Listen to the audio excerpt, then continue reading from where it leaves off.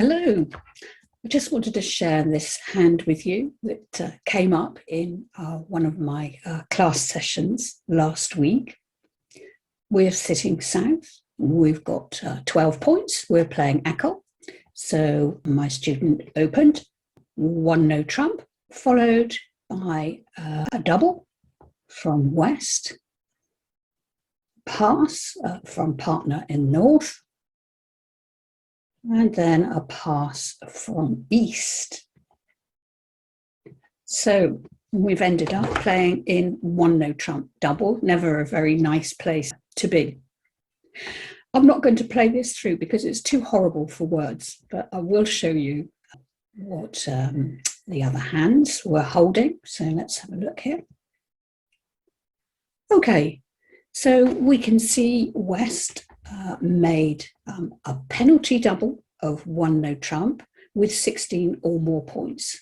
In fact, West has got a beautiful hand for a double, and we can see with that lovely heart suit going to make a lot of tricks there against one no trump.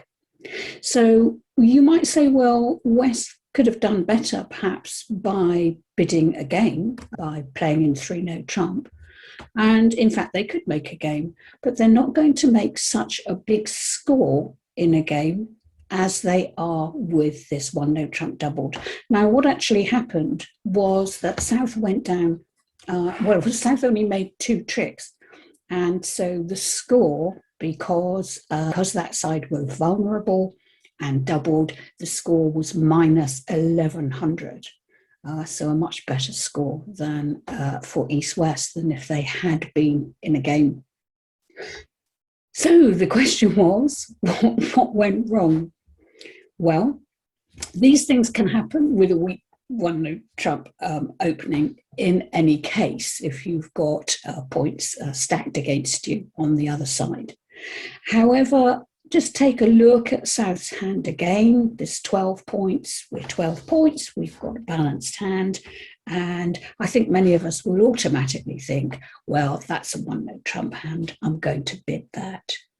But what I'm wanting to do here is to get us to look beyond the high card points. There is nothing nice about the hand at all. It's pretty grim. It's very flat, which isn't good. It's a 4-4-3-2. That's not as bad as a 4-3-3-3 shape. And the other thing that stands out, of course, is that it's an aceless hand. There is no ace. And for that alone, I would deduct 1 point. And it says it's 12 points, but I'm going to downgrade it. And I'm going to downgrade it to 11 points. And I'm going to pass. So what will happen if you do pick up this hand and you pass? Well, of course, East-West are going to get into a game. East-West are probably going to end up in three no trumps, and they're going to make that. But the score for them will not be as high as 1100. But we would do well as South here to pass and let the side with the points get on and make their score. Have a look at this hand as a comparison with the last one no trump opening hand we had. Here we've got same number of points, 12 high card points, but we've got a bit of shape to the hand.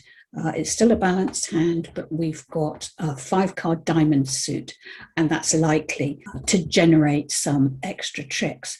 So this hand is definitely worth the high card point count, and I'm going to be happy to bid one no trump opening on this one.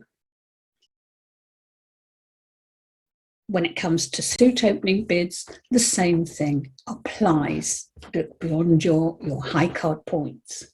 So here we have South is the dealer, 12 points, 5 card spade suit. So would you open this one spade?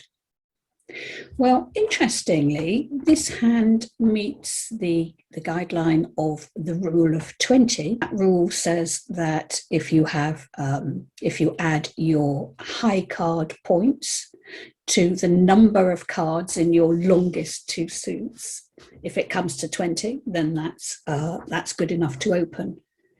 So let's just do that here. The number of cards in our two longest suits we've got 5 spades and 4 diamonds, so that's 9. If we add that to our 12 high card points, that's 21, which definitely suggests that this hand is fine to open. But if we look more closely, we're concerned about where those 12 high card points are. It would be a much stronger hand if the honours, if our points were in our long suits rather than in those short suits where they're more vulnerable. So on this hand, again, although it meets the rule of 20, because of the honours being in the short suits, that means I don't really trust the rule of 20. And so I'm going to pass that and see what happens. Again, let's have a look at a hand to compare. This hand has the same number of high card points as the last hand, 12. However, the points, the honours are in the long suits, and that means that we're likely to be able to establish extra tricks. So this hand is much more powerful than the previous hand, and this one definitely worth an opening bid of 1 spade. Well, a couple of interesting hands there. The main message is don't rely solely on your high card points. To better assess the strength of your hand, try to take into account the shape. And of course, in a responding hand, it's about how good a fit you have with your partner. That's important. A hand with no aces definitely has a weakness and can usually be downgraded by a point. In short, consider the overall quality of the hand. A few of the things you can be looking for when you're evaluating your hand, and I hope you found them useful. Goodbye.